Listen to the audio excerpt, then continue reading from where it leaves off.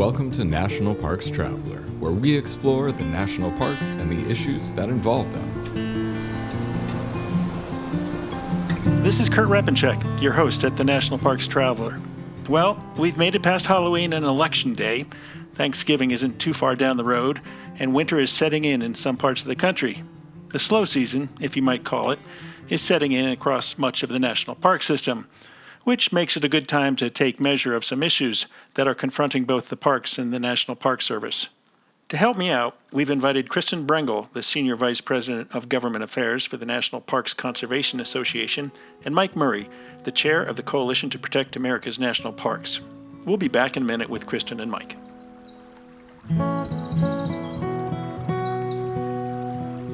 Whether it be strategy, business planning, change management, or development, executive search, or diversity planning, Potrero Group is here to help. They mix a depth of experience in the parks and land space with a breadth of best practices from other industries. For more information or to schedule a preliminary conversation, go to potrerogroup.com. Potrero group.com. An attitude of gratitude can improve the way you manage your money. Enroll in Credit Score for free with Interior Federal Credit Union's digital banking and get started. Staying on top of your credit has never been easier. Join today to experience the benefits for yourself. Membership is required. Interior Federal Credit Union, federally insured by NCUA. Full of stunning photography and thought-provoking reads, Smokey's Life is a biannual magazine produced by Great Smoky Mountains Association. Members receive it free of charge each spring and fall, and it is available for purchase in retail stores throughout Great Smoky Mountains National Park and online at smokiesinformation.org. All right, we're back today to talk about news and issues across the National Park System and the National Park Service, and we've invited Kristen Brengel from National Parks Conservation Association and Mike Murray from the Coalition to Protect America's National Parks. Hey, Mike and Kristen, welcome back to The Traveler. Hey, Kurt. Good to hear from you. Yeah, thanks for having us. Now Kristen, you've been on a road tour. I mean, in recent weeks, you've been to Great Smoky Mountains. You've gone to the parks in Utah. You've been down to Big Bend National Park and Guadalupe Mountains National Park. I've been to the grocery store and the post office. What were you doing? Many, many things. First of all, we had an excellent board meeting with the NPCA board in the Great Smokies, and also got to visit with some of the Park Service staff to talk about improving interpretation, especially on African American history in Great Smokies. We also heard from the Park Service about its new Park It Forward program to improve visitation in the park. There was an incredible amount of traffic at Great Smokies, even during the middle of the week. Then I headed over to Arches with our staff team to talk about visitation issues as well, and got to talk with the park staff about the visitor use management plan they're going to be working on or are working on. So that was excellent. And we also, Kurt, have been working with Utah State University on some research on visitor preferences, so that hopefully we can at some point come back to the Traveler and talk about their findings. And then I just spent a week with some enthusiasts in Texas and New Mexico visiting Big Bend and Carlsbad Caverns and Guadalupe Mountains. And these places are just phenomenal. And for anyone who's listening to this, go. These are some of the greatest parks in the system. And it was really nice to hear from the superintendents down there and the park staff about Great American Outdoors Act projects, other funding through the infrastructure bill, and then, of course, visitor management, which I think everyone is sort of grappling with at some level. So it was a great trip, and really great Park Service staff that are trying to figure things out. So Mike, have you been out on the road, or do you have envy like I do? Well, I went to the 45th Ranger Rendezvous of the Association of National Park Rangers about a week and a half ago. Other than that, I'm just hanging out here in Maine and keeping busy and enjoying the late fall days that we're still having here. Yeah, well, that was a long jaunt going from Maine to Tucson, Arizona. I don't envy you with the state of airfare and air travel these days. I made my plans 6 months in advance, so it was not as bad as it could be, I guess. But it was worth it. I enjoyed it. Yeah. No, they're always a fun time. I've got to try and get more of those on my calendar. You know, air travel, air tours. The National Park Service is slowly bringing forward some air tour management plans. And, I've looked at the plans and I'm kind of curious about there seems to be a lack of environmental reviews on how these plans might affect the parks, the visitation in the parks, the wildlife in the parks, the visitor experience in the parks. And the Park Service has been slow to answer my questions. In fact, they haven't answered my questions yet. I sent questions to the parks in Utah in mid-October, and they shipped them off to the Intermountain region in Denver, which shipped them off to the Washington office, and I have yet to hear anything from them. Be curious about your thoughts. Kristen, I know you've followed the efforts to pass air tour management plans for decades now, I guess. What's your sense on what's going on? Yeah, and I used to sit on the commission, the Congressionally Chartered Commission, affectionately called the NPOG. On one hand, I'm really glad that the Park Service and FAA are moving air tours forward, or air tour plans forward, because not really regulating this use is unacceptable. And Congress wanted them to act in 2000, and it's taken 20 years to get anything done, just because the agencies just could not cooperate, specifically the FAA, not really the Park Service. Mhm. So getting plans on the record is a very, very good thing. So I want to start off by saying that. I think your concern is well founded, Kurt, that they're doing these things called categorical exclusions. And what it does is it moves forward a plan, but it doesn't really move forward an in-depth analysis of the effects of air tours on parks. And so what you get is a just very basic version of how they see the world. So I wish there was more noise information. There are some heat maps in the Utah plans specifically about how much noise people will be hearing when they're at Delicate Arch or on the hiking trails in Bryce. But for the level of sophistication that the Park Service has on noise, it's a little disappointing to read these plans and not see more input on that.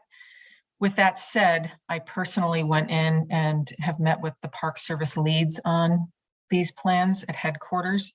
And for Bryce specifically, one of the concerns that I had was that they were allowing all of these routes through the park and basically blanketed every hiking trail in Bryce. You couldn't avoid an air tour when it was there if you wanted to as a on the ground visitor.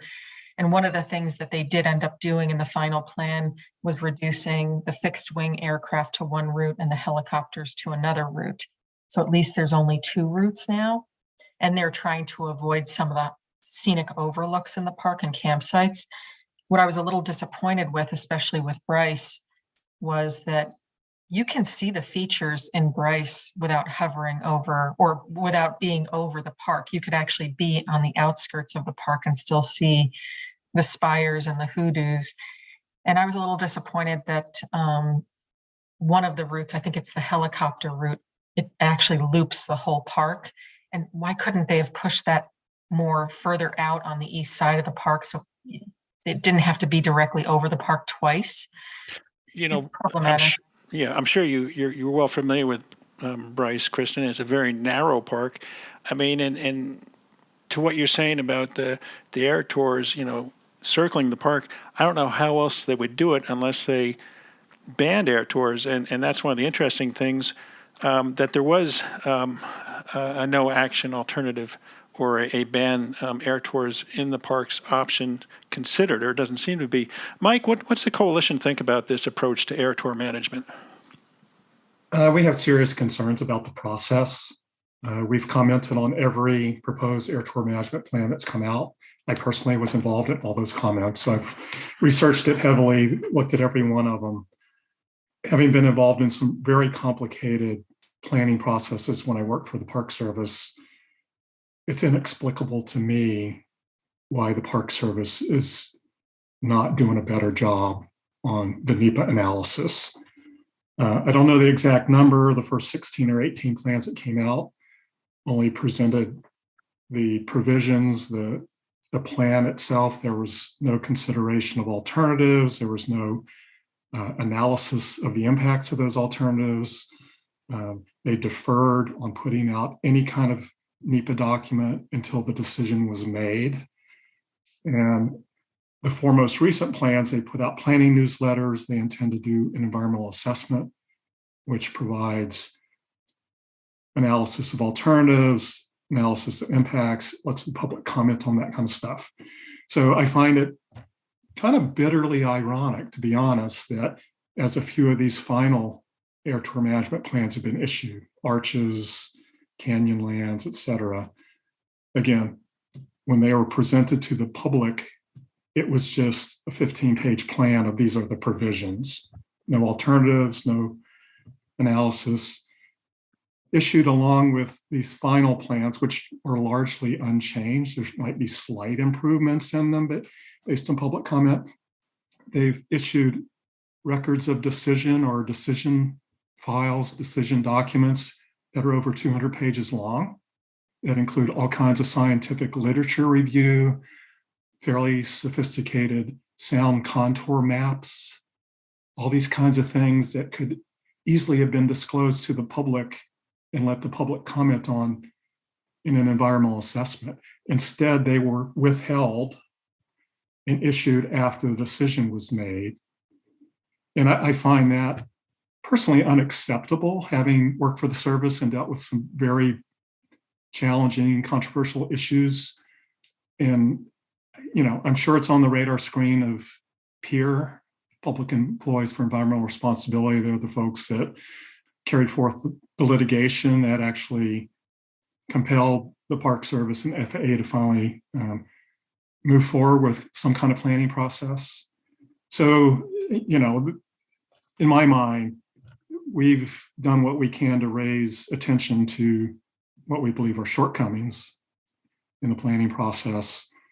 And it's probably a matter that's going to be brought up in the litigation. There's, ongoing periodic status reports, et cetera. So we're not involved with that directly, so I can't tell you how that's going to work. But I guess our group is basically going to wait and see and sort of leave it up to the court to resolve the issue of whether NEPA has been adequate or not. But in our view, it has not.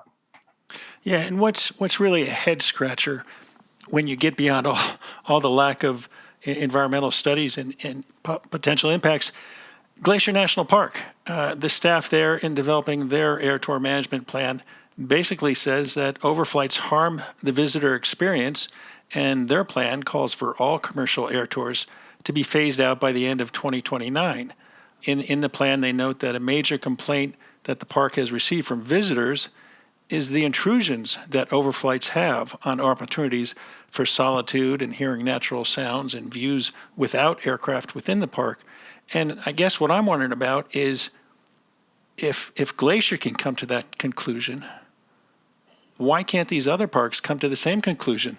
Are we going to have a situation where no matter what the issue is, each park comes up with its own decision on what's good for the visitor experience and what's not good for the visitor experience? And so you're going to have a amalgamation of different experiences as you cross the national park system. Yeah, I think it was unwise for the Park Service to do this on a case-by-case basis in that regard, Kurt.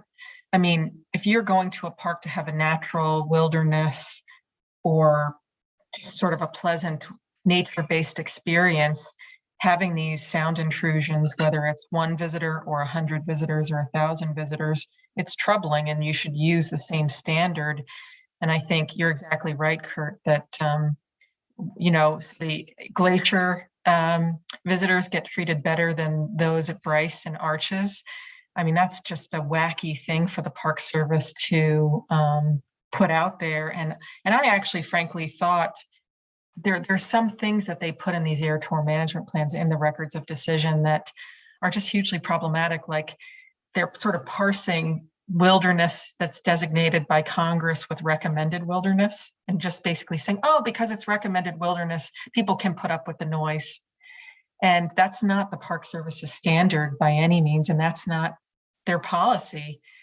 And Arches specifically in their enabling legislation and in their general management plan too says that people are seeking a solitude experience, and that's one of their desired conditions of the park.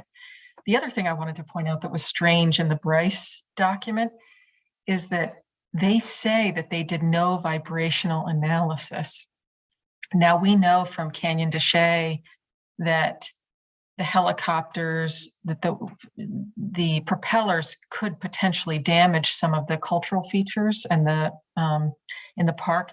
And I thought it was fascinating that they did no vibrational analysis at Bryce, and yet they prohibit hovering. And so they know that there could be a problem, but there's no precautionary principle here.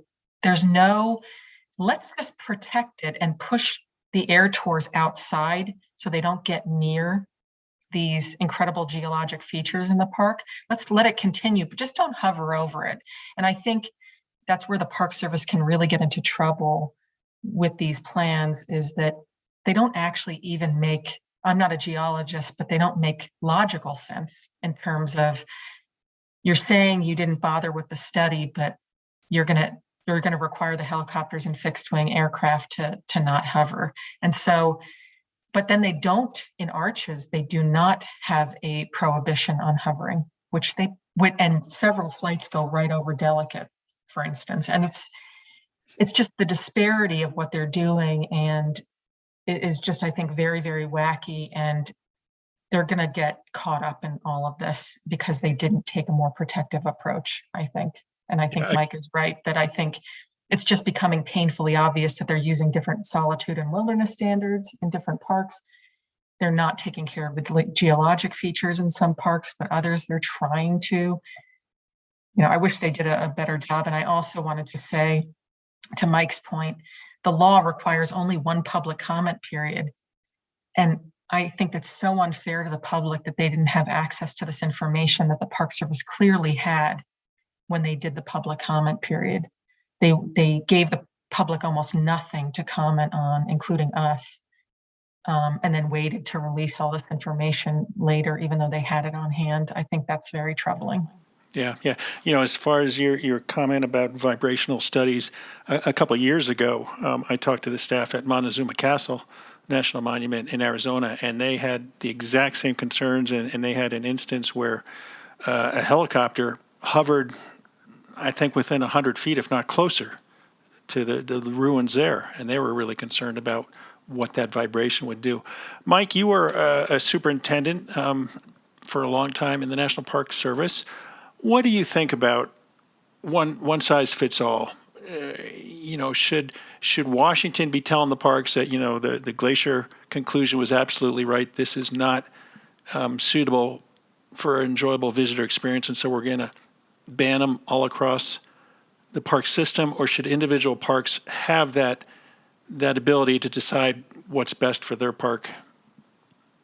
I think it's not an either or situation. There needs to be kind of give and take. When there's multiple similar plans being developed under the National Environmental Policy Act, NEPA, you can do what's called a programmatic environmental impact statement. In other words, at an in-depth but somewhat general level, study all the adverse impacts of whatever the proposed activity is, and then all parks that need an air tour management plan can utilize that as part of their impact analysis.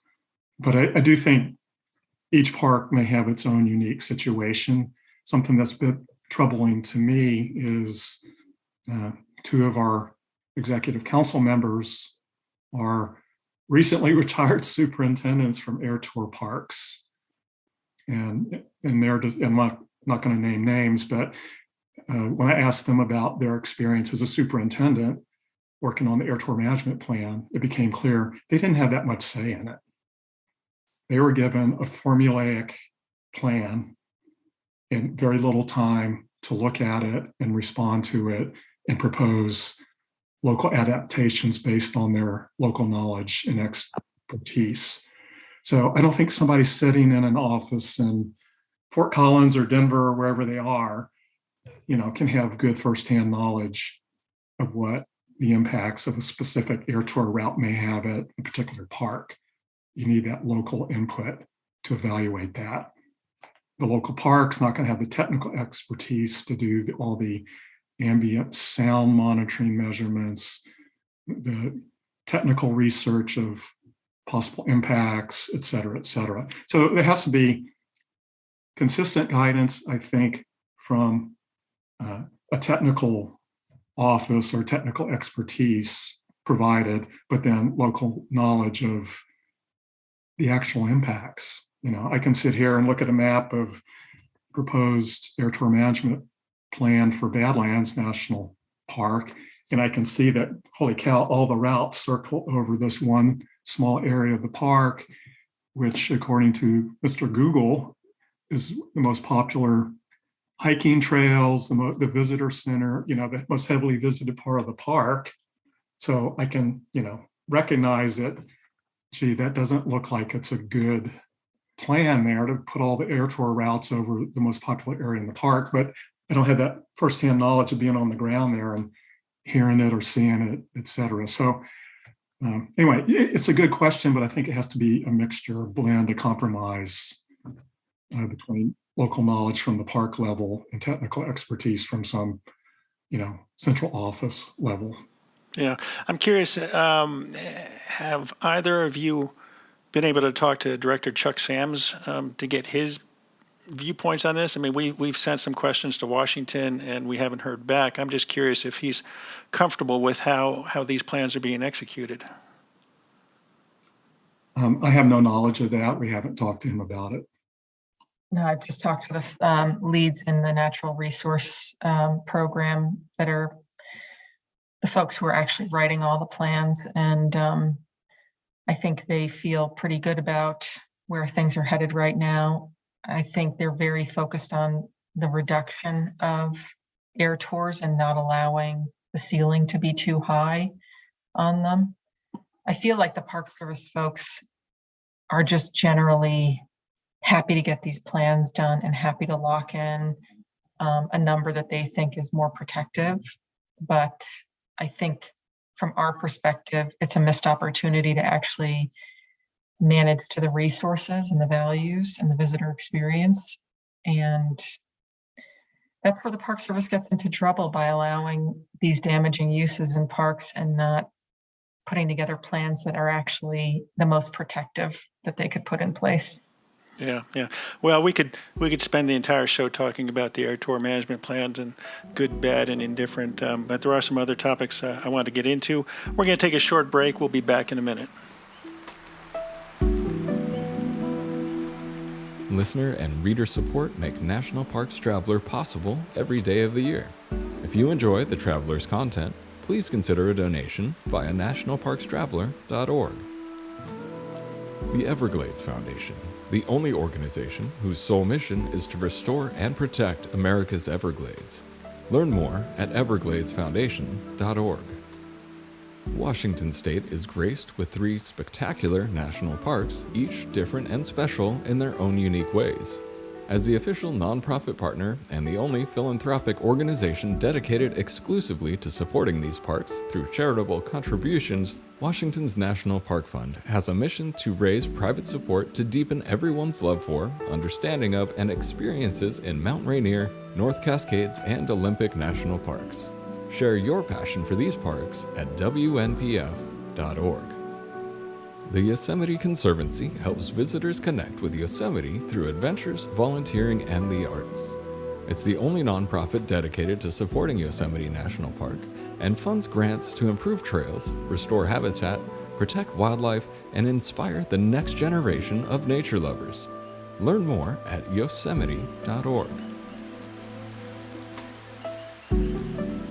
All right, we're back with Kristen Brengel from the National Parks Conservation Association and Mike Murray from the Coalition to Protect America's National Parks.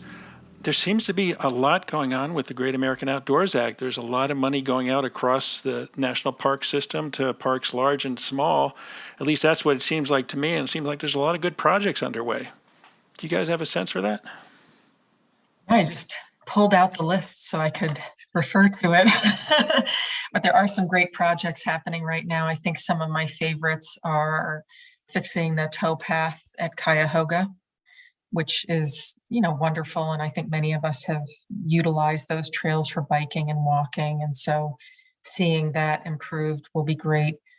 The other project I really like is the Saratoga Battlefield in New York. And they're going to not only fix the trails and make them more accessible to people, but they're also going to improve the waysides that are hopelessly outdated. Yeah.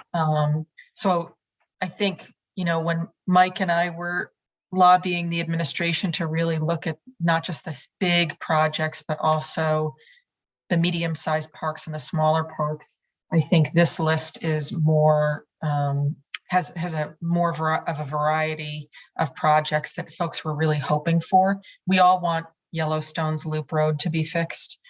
We want the Grand Canyon's water system fixed. We want those big projects to get done. We know the George Washington Parkway is a disaster and it needs to be fixed. I drive on it myself in Virginia, but I think I was just at Big Bend, and this really, old lodge building is going to get fixed as a result of this money. And it's a good variety of projects. And I think I think they're going to replace the lodge, aren't they?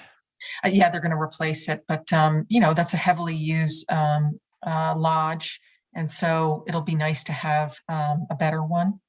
And so, yeah, I think these projects are wonderful. I think it's inspiring to see the visitor experience improved in these parks, and hopefully as the Park Service continues to do work on these projects, they'll make sure that the materials will last longer, and just really think ahead to making the life cycle of the projects last. So I think it's wonderful. And quite frankly, Kurt, after seeing the success of some of these projects move forward, we really need to tack on some extra years to the bill, because clearly 5 years is not enough funding for fixing these parks. And so we're hoping that Congress will actually reauthorize the bill for a few more years so we can get more done.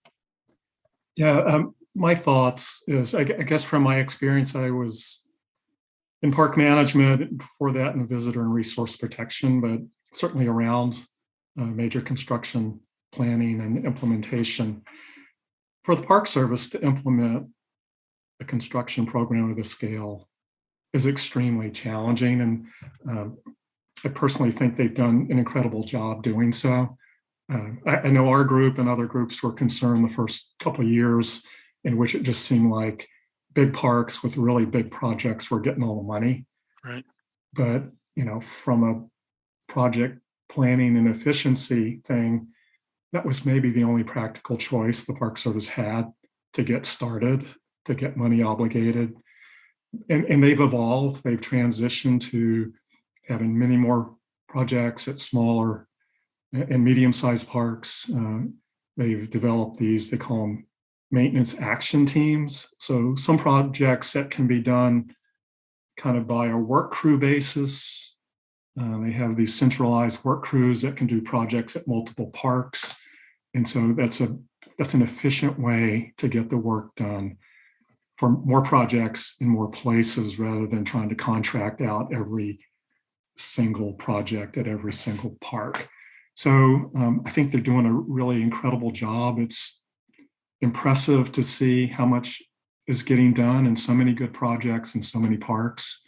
And I'm totally in agreement with Kristen that now that this program is up and running, it's clear it's not going to resolve all the maintenance backlog, but it would be efficient to keep it going for at least a few more years because they're getting so much done. Yeah, they really are. I mean, looking across the Traveler pages from recent weeks and months, I mean, we've seen $35 million go to strengthen the wharf at Alcatraz Island. At Mammoth Cave National Park, they're rehabilitating some of the underground trails.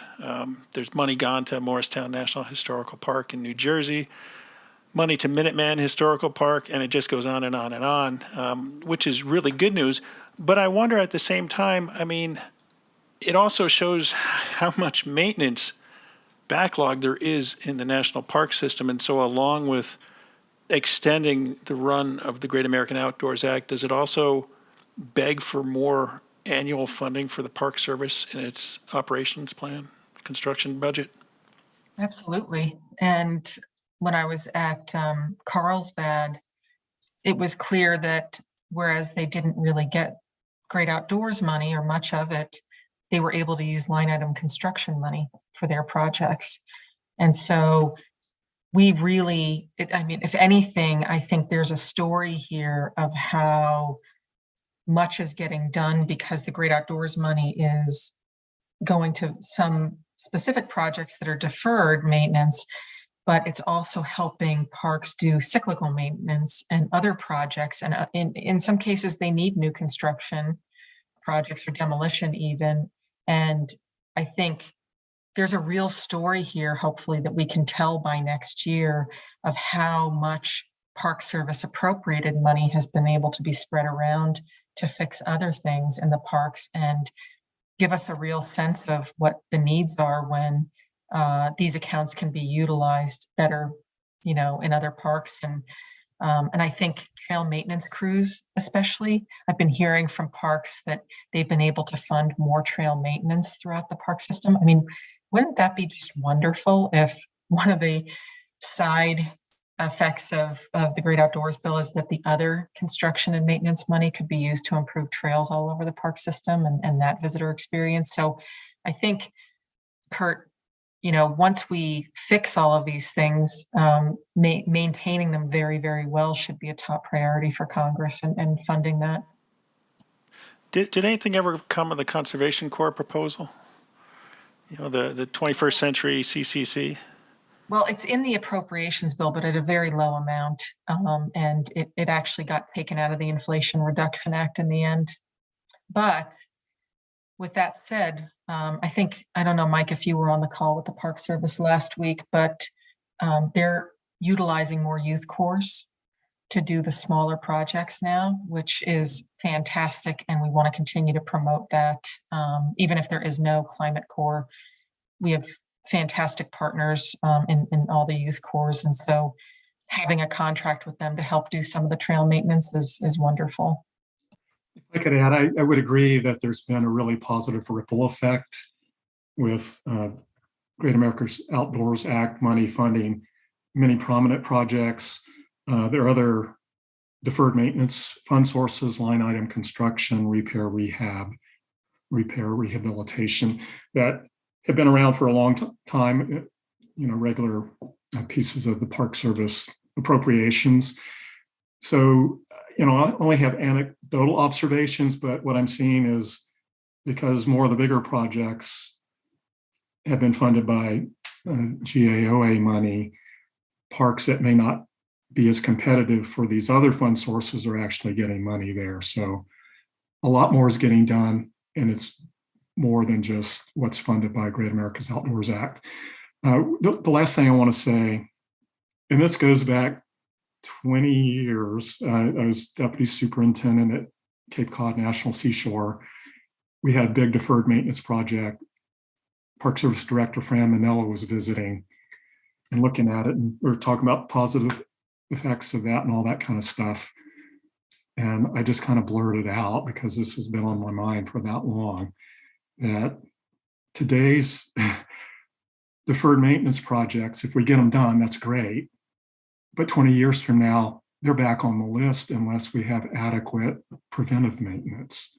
So routine maintenance operations, you can call it cyclic maintenance. If you think of it on the scale of an automobile, if you never change the oil in the car and just wait till you need a brand new engine replacement, and then you can finally afford to replace the engine, but you don't start changing the oil.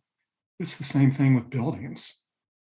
They need HVAC, regular maintenance of that. They need periodic painting, periodic roof replacement, those kinds of things. So I hope the Park Service and I hope advocacy groups don't lose sight of the fact that with all this investment in major rehabilitation, we still need to look at the issue of inadequate operational funding for routine preventive maintenance. Absolutely. You're absolutely right. All right, we're talking today with Mike Murray from the Coalition to Protect America's National Parks and Kristen Brengel, the Senior Vice President of Government Affairs for our National Parks Conservation Association, about various issues and topics across the national park system. We're going to take a short break. We'll be right back. The Grand Teton National Park Foundation is a private, nonprofit organization that supports projects that protect and enhance Grand Teton National Park's cultural, historic, and natural resources. By funding initiatives that go beyond what the National Park Service could accomplish on its own, Foundation donors improve the visitor experience and provide benefits to the national park system for decades to come. You can see their successes at gtnpf.org. Acadia National Park is one of the 10 most popular national parks in the United States. It's also one of the smallest and most vulnerable. That's why Friends of Acadia exists. Friends of Acadia is an independent organization of passionate people inspiring those who love this magnificent park to make a real and lasting difference for Acadia. You can make a difference at friendsofacadia.org. The Blue Ridge Parkway Foundation is the primary nonprofit fundraising partner for the Blue Ridge Parkway. It is made up of people who have a deep love for this majestic road and want to ensure that its natural beauty and the experiences it offers endure for generations to come. Show your appreciation at brpfoundation.org. You know, Mike and Kristen, we're seeing all that Great American Outdoors Act money go to pay for projects needed across the national park system. And yet, where do we stand with staffing the National Park Service? And I bring that up because at Cumberland Island National Seashore, there's a visitor use management plan out for public comment right now that basically would double visitation there. We're not talking thousands and thousands. We're talking roughly from a daily average of 300 people to maybe 700 people. But still, we're talking about an increase in visitation there, and their staff has shrunk between 20 and 2021. I believe they've lost 12 positions or so. At Arches National Park, as you well know, Kristen, from your recent visit there, getting into the park continues to be a problem. Rocky Mountain National Park also has that problem during the summer, as does Acadia. And there are other parks with visitation problems.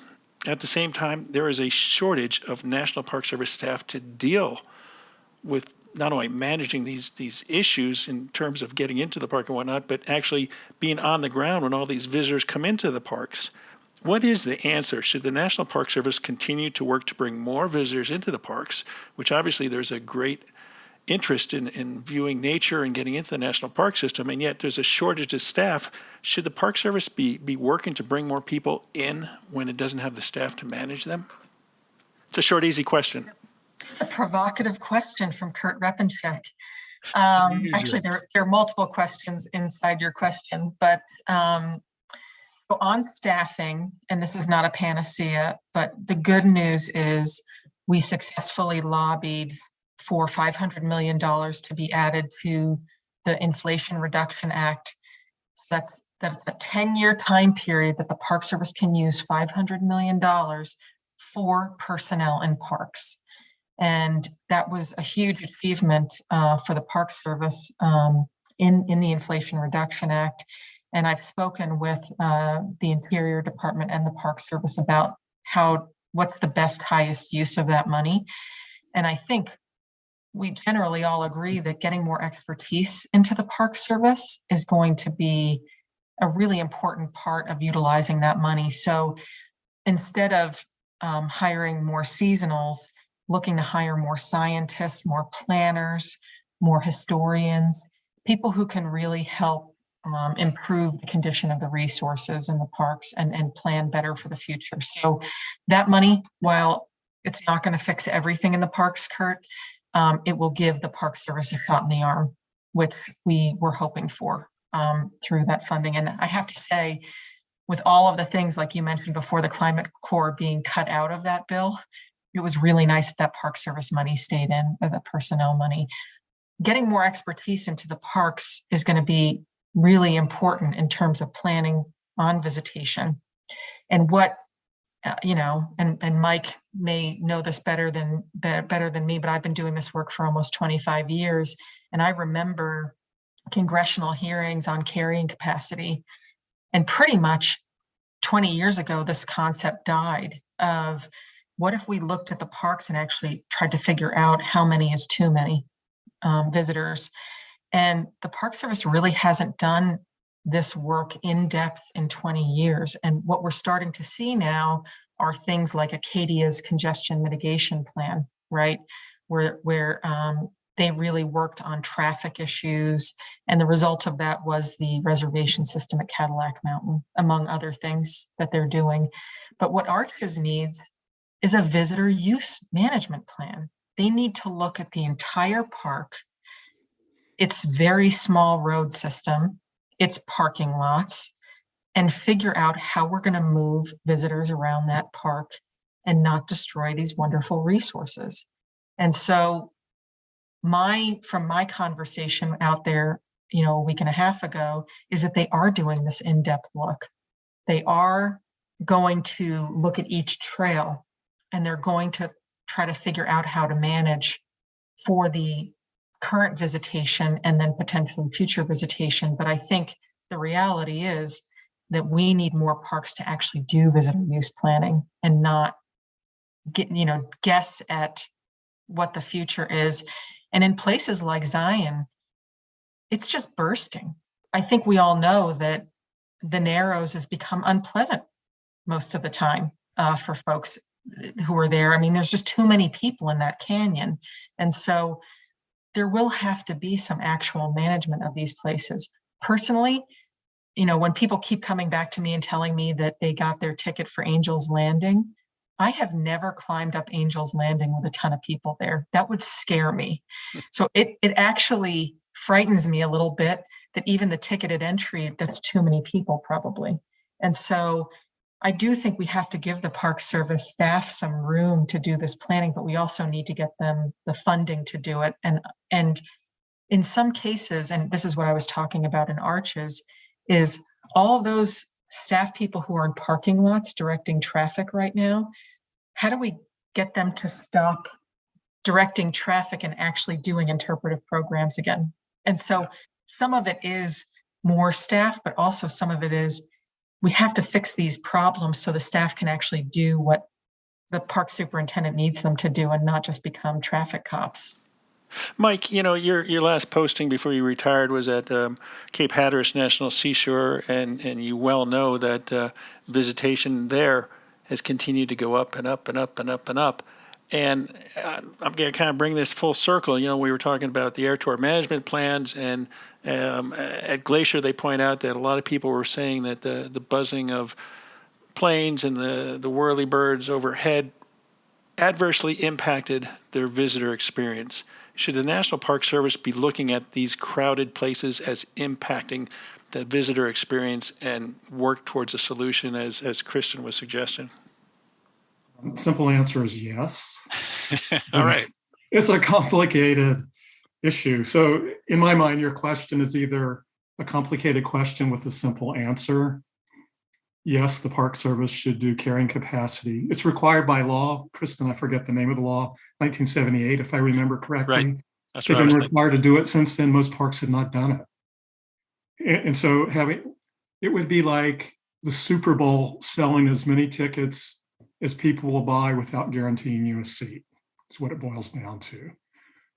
Most venues, concert event, sporting venues have a limited number of seats and they don't sell any more tickets than that. Well, parks don't operate that way, but it's much more complicated to figure out what the capacity is.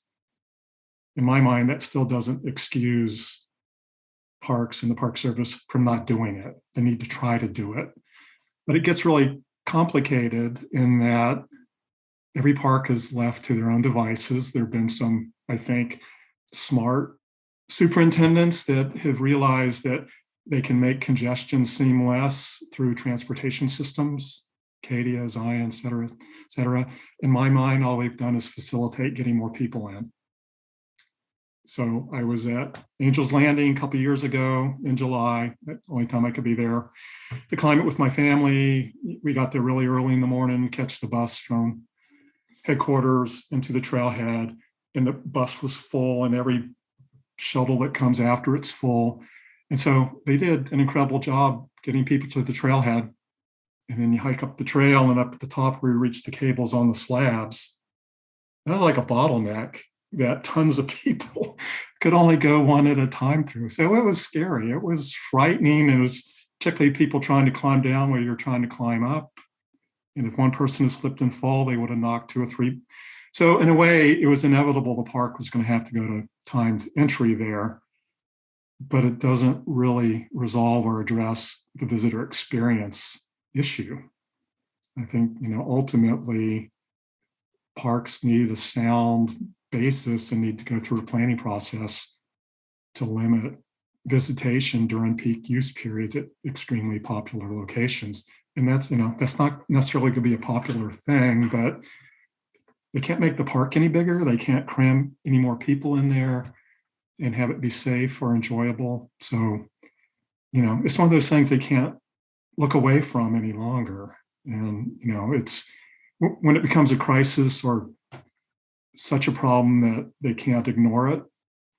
I mean, I remember talking about visitor use management for arches when I was at Yellowstone in the 90s. So it's something they've been thinking about and talking about. I'm not sure they've successfully figured it out.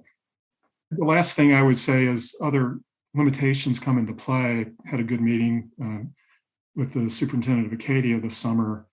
He has the staffing to manage timed entry to Cadillac Mountain. He didn't have the housing for him. He has the money for the staffing. So sometimes money's not the limiting factor. Other things like housing or being able to hire people for, who would have to commute an hour to get there. So again, I think the easy answer is always more money, more staffing can solve or at least help with a lot of these things, but it's much more complicated than that. Can either of you point to some parks that are taking on this issue head on? Yeah, I thought Carlsbad Caverns was really great. They implemented a visitor use plan in 2020, and I reaped the benefits of it this past week, where they limit the cavern to, I think, 300 people a day. It was really nice. You got around.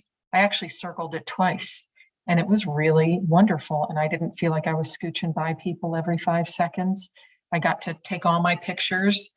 And so I do think there are places that are trying to figure out what is that sweet spot where everyone can have a really great experience and spend as much time as they'd like in a particular spot in a park. And I thought they did a really great job. But, I think it's a challenge in so many places right now, Kurt. I really do. We have to invest more in it. And being at Guadalupe Mountains, which is a pretty remote park that not everyone gets to, what was really great to hear from the superintendent out there is that they're getting ahead of visitor use management. They can already see some of the trails getting very busy in some of the parking lots. So the superintendent out there is going to start doing a visitor use management plan now to get out ahead of what he sees coming, which is the exact spot where we want a lot of parks to be in, that the Park Service itself is going to make more funds available to do this planning before things get busier. So that's the hope. Yeah, Mike, I guess Acadia has kind of halfway there. They're managing the crowds on Cadillac Mountain, but the rest of the park? I can point to a few parks that are trying really hard and have some successes. It's usually with like one spot or another. So visited Acadia, went up Cadillac Mountain with the timed entry, anecdotally talked to a few folks up there who didn't mind that, it was August.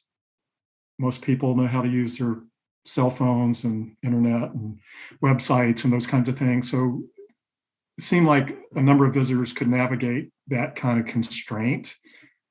Before the call today, I happened to be at an appointment, and while I was waiting to check out, a woman in line in front of me was complaining about timed entry on Cadillac Mountain because, she remembered back in the day, you just went up whenever you felt like it, and nobody was there, and you had the whole place to yourself. So, there's always going to be those kinds of perspectives of people remembering the good old days, but times change. It's a lot more You got to crowded. get up at sunrise. Yeah, exactly. Or go in November or whatever. But Yeah, that's what my daughter and I did. Is I woke her up very early, got her a bagel in Bar Harbor, and drove up Cadillac Mountain for sunrise. And those are the tricks that you need to learn if it really annoys you. I guess. Mike, before we close today, there was one other topic I wanted to bounce off you, because you were the superintendent at Cape Hatteras National Seashore. This year has been a poster child of sorts for the National Seashore, with sea level rise and the impact of more potent hurricanes. And we're seeing houses falling into the Atlantic Ocean. We're seeing the Atlantic Ocean level go higher on the Outer Banks of North Carolina. That some of the houses that once upon a time might have been 200 feet away from the water's edge and might have been outside the National Seashore are now inside the National Seashore. And we're seeing septic tanks busted open and raw sewage, I guess, running into the National Seashore now. Is there anything the Park Service can do about that, aside from watch these places fall down and warn people not to walk up there? it's a very challenging issue. Part of it is the villages on Hatteras and Ocracoke are outside the boundary of the seashore. The boundary of the seashore is the mean high water mark. So as the beach erodes further into the island, which is the nature of barrier islands in the first place, big storms will normally cause overwash and kind of deposit sand on the higher points of the island, but kind of move the island inland or to the west. And then during periods of low storm frequency, coastal sand will just deposit on the beach and make the beach bigger and wider. But as these storms happen and erode the beach, the park boundary comes into the village, the mean high water mark. So it's a very challenging thing. The Outer Banks traditionally, and not just the seashore, but the Outer Banks, have not had centralized wastewater treatment. It's a big sand deposit and they rely on septic systems. So that's an issue. Every house has a septic system, including the ones right next to the water. From what I've read that Superintendent Halleck is trying to do down there, it makes sense to me. It needs to be collaboration with Dare County officials. They need to transition to some kind of better setback, particularly with septic systems from the shoreline if they allow redevelopment. It's a challenge. Property owners may not have the kind of insurance that would let them proactively remove their septic system before it's damaged by a storm. So it's an extremely challenging thing. I don't know that there's a simple solution, but just what I read about the collaborative efforts, I think makes sense. But unfortunately, it's probably going to require a lot of this kind of publicity about houses falling into the ocean for there to be any meaningful changes in the zoning requirements and those kinds of things. I think Mike said it beautifully. I completely agree with what he said. And it's very, very hard, when you have the overlapping land pattern and you have to, work with people with different interests on changing a way of life almost, and getting people to sort of realize that it's only going to get worse. It's not going to get any better. And so Dave Halleck is a great superintendent and really thinking through the problem and trying to get folks on board. But it's going to be tough because that's a rough place. I mean, the Wright brothers went there because it was really, really windy and it was going to launch planes. And like Mike Murray was just saying, this is a place of great dynamic weather, and it's getting worse, and folks are going to have to come to grips with that. And one of the things that we're dealing with right now, Kurt, is that the White House didn't put the Park Service on the list of agencies that needed funding for disaster relief from the spring and summer. They didn't? No, the Park Service did not make the list for, it's called the anomalies list for the appropriations process. And the Park Service so far is not in line to get disaster money to pay for the Yellowstone flood, the road in Denali is sort of semi-paid for, but we've had all of these sort of climate-oriented disasters happen over this spring and summer that were really in the public's eye. Lake Mead drought, Mojave really National dramatic. And so it's going to be a necessary thing by the end of this year for the White House and for Congress to support some level of disaster funding for the Park Service. And you would think with all of the really obvious media that happened over the summer that there would be more emphasis on it. But we actually did a poll. I'm the executive director of the National Parks Action Fund, and we did a poll in Arizona, a statewide poll, and asked people about climate change. And the climate change effects at Lake Mead, the concerns about them ranked higher than those at the Grand Canyon. So the drought at Lake Mead got higher numbers of concern from Arizona voters than the drought conditions at the Grand Canyon. So people are getting it. People see these problems and these disasters and potential disasters in national parks. And we really need to make sure that the Park Service gets on this list by the end of the year and gets some additional funding, because this is not going to end anytime soon. So that's what we're going to be focused on for the next 2 months, among other things, is trying to get some additional funding. But like Mike said before, and I totally agree with, is we just keep throwing money at these problems instead of looking for bigger and better solutions. So, but in the meantime, we know the public supports taking care of these places when something terrible occurs. So we hope there will be some room for disaster funding for the parks. Yeah, it'll be interesting to watch and see what comes out of that. Well, Mike and Kristen, it's been a pleasure having you guys on the podcast this week, and I look forward to catching up down the road. But again, thanks so much for your time today. Oh, you're very welcome. Thanks, Kurt. Thank you. That's our show for this week. We hope you enjoyed it. In late December, we'll have Mike and Kristen back to discuss the past year in the National Park System and look at some of the successes that have occurred and some of the issues that remain.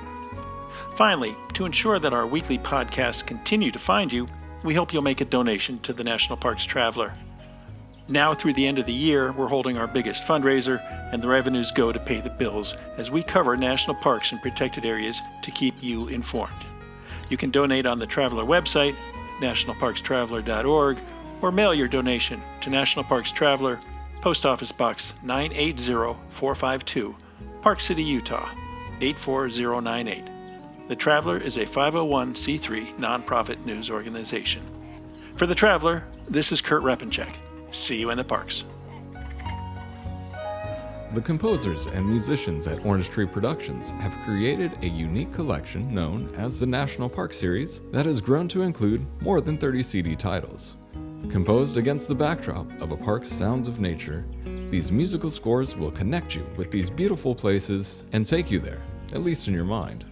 This collection is the #1 selling National Park audio series in the world and provides the background music for National Parks Travelers podcasts. Visit them at orangetreeproductions.com. Editing and production work for the National Parks Traveler podcast is done by Splitbeard Productions. You can learn more about us at splitbeardproductions.com. National Parks Traveler is a 501c3 nonprofit media organization that provides daily editorial coverage of national parks and protected areas. Traveler's coverage is made possible by reader and listener donations. Visit us at nationalparkstraveler.org.